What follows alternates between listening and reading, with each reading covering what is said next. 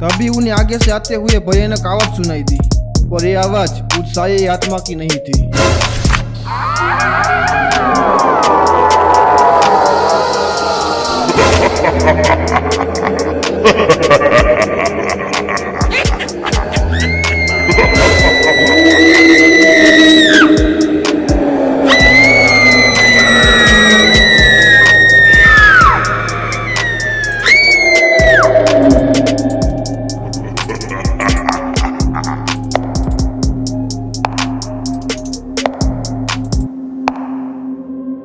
उनके सामने के अंधेरे से धीरे धीरे कोई मायावी शक्ति उनके नजदीक आ रही थी।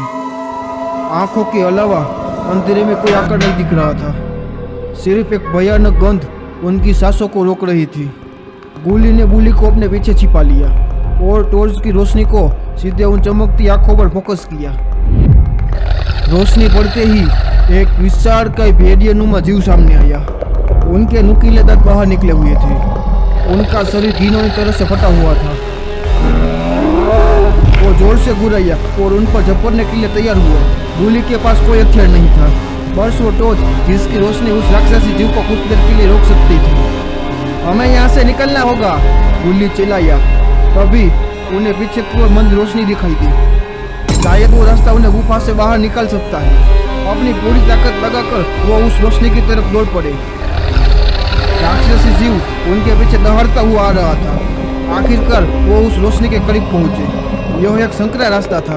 राक्षसी जीव इतना बड़ा था कि उनके पीछे नहीं आ सकता था। वो जिंदा बाहर निकल गए थे, लेकिन उनके चेहरे पर कोई खुशी नहीं दिखाई दे रही थी, क्योंकि यह कहानी का अभी अंत नहीं है। रात अभी बहुत लंबी है।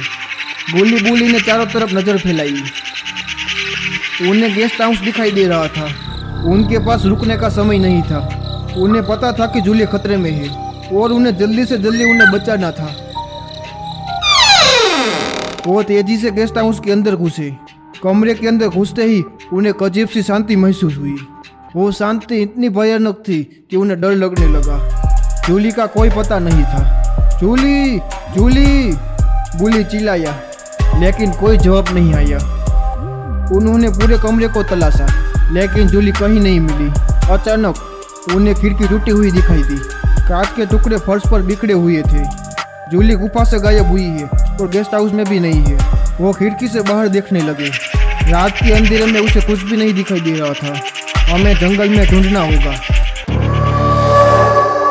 जंगल में जाना मतलब उस काला साया और उस राक्षसी जीव का पीछे पड़ना तय था। वो जल्दी से जंगल की तरफ दौड़ने लगे।